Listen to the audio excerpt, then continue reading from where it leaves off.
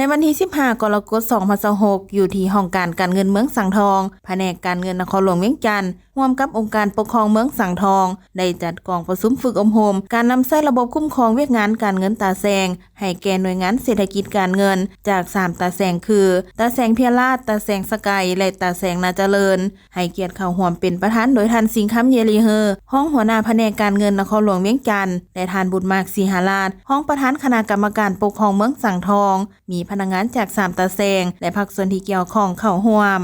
การคุ้มครองการเงินตาแซงแม่นการบริหารจัดการด้านงบประมาณในระดับขั้นฮักทานขั้นบ้านและขั้นตาแซงให้มีความถูกต้องสอดคล้องตามระเบียบการเงินแต่ละขั้นการหันมาใช้ระบบอิเล็กทรอนิกส์ดิจิตอลแม้นมีความหมายความสำคัญอย่างยิ่งเพราะเป็นการจัดตั้งปฏิบัติตามข้อตกลงของเจ้าของนครหลวงเวียงจันทน์ฉบับเลขที่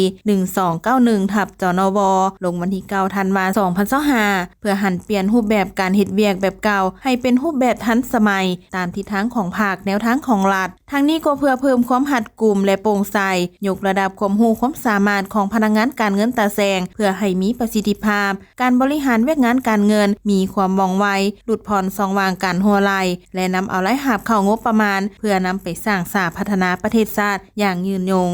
ในกองประชุมผู้เข้าร่วมได้เรียนรู้และทดลองนำใช้ระบบตัวจริงในทุกขั้นตอนเช่นการออกใบยั่งยืนการทำเงินแบบดิจิตอลการสร้างแผนงบประมาณการสรุปรายงานการเงินและขั้นตอนสำคัญอื่นๆการยกระดับด้วยระบบอิเล็กทรอนิกส์ถือเป็นบาทกล่าวสำคัญในการหันเป็นดิจิตอลที่จะช่วยให้การบริหารการเงินขั้นฮักทานมีความทันสมัยว่องไวและมีประสิทธิภาพสูงสุด